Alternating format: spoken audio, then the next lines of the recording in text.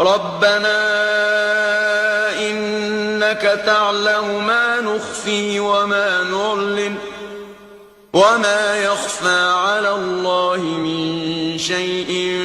في الأرض ولا في السماء الحمد لله الذي وهب لي على الكبر إسماعيل وإسحاق إن ربي لسميع الدعاء